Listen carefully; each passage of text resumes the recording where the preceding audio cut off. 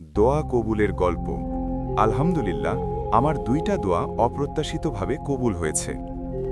আমার বিয়ে একটু দেরিতে হচ্ছিল, একটা সম্বন্ধ এসেছিল, সবকিছু দেখার পর আর এগোইনি। তারপর আমি নিয়মিত ৫ ওয়াক্ত নামাজ আদায় করি, বিভিন্ন আমল করি, সালাতুল হাজত আদায় করি, রমজানে তাহাজ্জুদ সালাত আদায় করি। সিজদায় পড়ে খুব কান্না করতাম আর একটা দোয়া পড়তাম, রব্বি ইন্নী লিমা আনজালতা ইলাইয়া মিন খৈরিন ফাকির। আলহামদুলিল্লাহ, রমজানের সপ্তাহখানেক পর সেই সম্বন্ধটা আমার জন্য আবার আসে। আলহামদুলিল্লাহ, একজন উত্তম জীবনসঙ্গী আল্লাহ তাআলা আমার জন্য রেখেছেন। আমার আর একটা অপ্রত্যাশিত দোয়া হলো, আমি মাস্টার্স পরীক্ষা দিই, একটা সাবজেক্ট খুব খারাপ হয়। তারপর আসলো রেজাল্ট দেওয়ার পালা, কিন্তু কখন রেজাল্ট দিবে আমি জানতাম না। আমি মাঝে মাঝে সালাতুল জাওয়ালের সালাত আদায় করি। ৫ ওয়াক্ত সালাতে আমি সবসময়ই আমার রেজাল্টের জন্য দোয়া করতাম। আমি সেই দিন সালাতুল জাওয়ালের সালাত আদায় করি, দুপুর ৩টায় জানতে পারি রেজাল্ট দিবে। তারপর রেজাল্ট চেক করি, আলহামদুলিল্লাহ আমি ফার্স্ট ক্লাস রেজাল্ট পাই। তো এই দুটা আমার অপ্রত্যাশিত কবুল হওয়া দোয়া। এক আপুর কমেন্ট থেকে সংগৃহীত। দেখুন, আমি এই গল্পটা শেয়ার করলাম এটা বোঝানোর জন্য, আল্লাহ সত্যি দোয়া কবুল করেন। হয়তো সঙ্গে সঙ্গে না, হয়তো আমাদের পছন্দের সময় না, হয়তো এমনভাবে না যেভাবে আমরা ভেবেছিলাম, কিন্তু তিনি সঠিক সময়, সঠিকভাবে, সঠিক মানুষের মাধ্যমে দেন।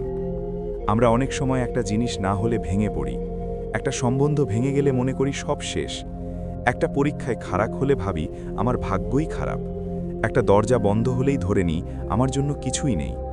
ভাবি আল্লাহ হয়তো শুনছেন না, কিন্তু আসলে আল্লাহ আমাদের নীরব কান্নাও শুনছেন, আমাদের সিজদার দীর্ঘশ্বাসও তিনি গুণে রাখছেন। তিনি আমাদের জন্য এমন কিছু ঠিক করে রাখেন যা আমরা তখন কল্পনাও করতে পারি না। কখনো তিনি দেরি করেন আমাদের ঈমান মজবুত করার জন্য, কখনো তিনি অপেক্ষা করান আমাদের ধৈর্য বাড়ানোর জন্য, আর কখনো তিনি আটকান কারণ সামনে আরও ভালো কিছু লিখে রেখেছেন। তাই আপনি যদি বিয়ে নিয়ে চিন্তায় থাকেন, রেজাল্ট নিয়ে টেনশনে থাকেন, সংসার, চাকরি বা ভবিষ্যৎ নিয়ে ভয় পান, হাল ছাড়বেন না। নিয়মিত নামাজ পড়ুন, সিজদা একটু লম্বা করুন, নিজের ভাষায় আল্লাহকে বলুন, ইয়া আল্লাহ, আপনি যা ভালো মনে করেন তাই দিন। মনে রাখবেন, দোয়া কখনো হারিয়ে যায় না, দোয়া আসমানে জমা থাকে। প্রতিটা চোখের পানি, প্রতিটা কষ্ট, প্রতিটা ইয়া আল্লাহ, সব কিছুর হিসাব আছে। আর যখন সময় হয়, আল্লাহ এমনভাবে ফিরিয়ে দেন, এমনভাবে সম্মান দেন, এমনভাবে হাসি ফিরিয়ে দেন যে আপনি অবাক হয়ে শুধু বলবেন আলহামদুলিল্লাহ। হয়তো আজ আপনি অপেক্ষায় আছেন, কিন্তু কাল আপনি সাক্ষ্য দেবেন যে হ্যাঁ, আল্লাহ আমার দোয়া কবুল করেছিলেন। হয়তো আপনার অপ্রত্যাশিত কবুলের গল্পটা খুব কাছেই। আর একটা বিষয়ে ছোট করে বলি, অনেকে সালাতুল জাওয়াল নাম শুনে কনফিউজ হন। জাওয়াল মানে সূর্য মাথার ওপর থেকে হেলে যাওয়া। এই একদম মাঝ মুহূর্তে অল্প সময় নফল নামাজ পড়া নিষিদ্ধ।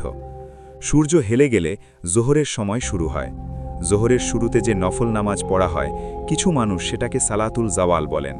তবে এই নামে আলাদা কোনো নির্দিষ্ট ফরজ বা সুন্না সহিহ হাদিসে নির্দিষ্টভাবে উল্লেখ নেই।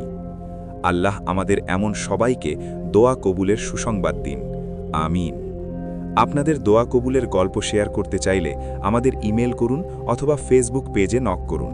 লিংক কমেন্টে দিয়ে দেব ইনশাআল্লাহ।